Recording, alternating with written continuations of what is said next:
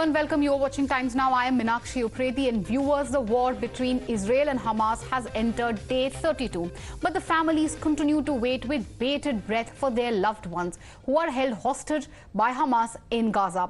Now, the kin of victims staged a silent protest. This is outside the Knesset at the Israeli parliament, demanding the government to do more to bring them home. The aggrieved have now also written to the Pope, urging him to use his influence to help free people from the clutches of terrorists. Meanwhile, Croatia and also Melbourne have held solidarity protest for Israeli citizens who are held captive in Gaza. I'm here today for him and all the other hostages. We want them free. We want to know that they're alive. We want their families to know that they're not alone.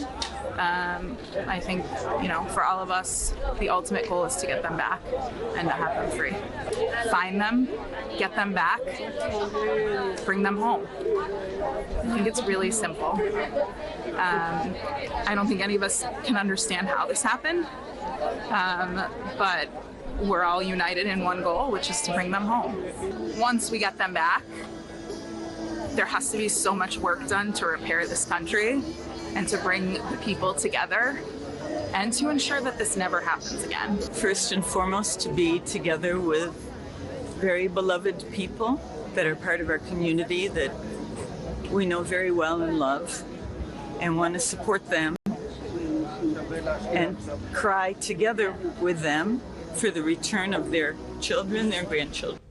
In fact, the Qatar Foreign Ministry has urged for a period of calm in Gaza, which would help its mediators to secure the release of Israeli hostages who are held there. The Foreign Ministry spokesperson has said that a pause on war will allow hostage release to work, while adding that the situation is unlike any in the past. So far, viewers, Hamas has released 4 hostages. 2 Israeli US citizens, a mother and a daughter duo, Judith and Natalie. Now, the duo was taken, remember, hostage by Hamas, on the 7th of October. This is in the surprise raid which took place in Israel that killed over 1,400 people. However, they were freed on 20th October, which Hamas claims was done for humanitarian reasons. But 3 days later, the terror group released 2 more Israeli citizens identified as 79-year-old Nuti Cooper and 85-year-old Yoshved Litz. Now, both of them were abducted from their homes in kibbutz. This is in the kibbutz Nir Oz.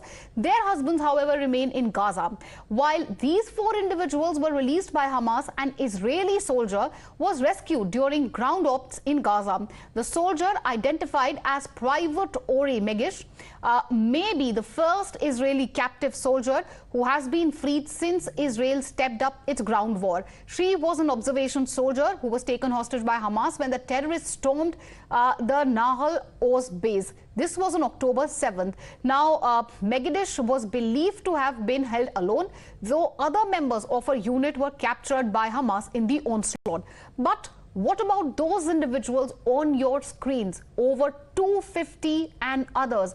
Individuals whose whereabouts we know nothing about. Individuals like Miaskem and the 3 others you see on your screens are being used for Hamas's false propaganda, trying to pin the blame on Netanyahu and whitewash their crimes against humanity.